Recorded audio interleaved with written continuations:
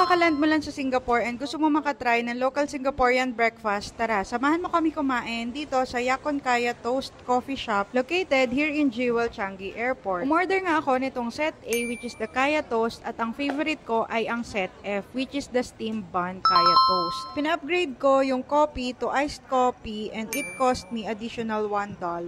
So the total price of a set meal is around $7.40 or around 300 pesos. Take note that you can use your GCash app to pay for your bill. Just look for the Alipay Plus logo. After few minutes of waiting time, ready na nga yung order namin. Huwag nyo pala kalimutang kumuha nitong light soya sauce and pepper para sa egg nyo. So ang una nyong gagawin is lalagyan nyo ng light soya sauce, konting pepper, and then mix the egg.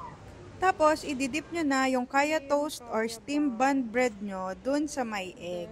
Simula na natikman ko na tong steam bread, ito na talaga lagi yung ino-order ko versus dun sa normal na toast bread. Meron din pala silang available Yakon Kaya spread here which cost $6.80.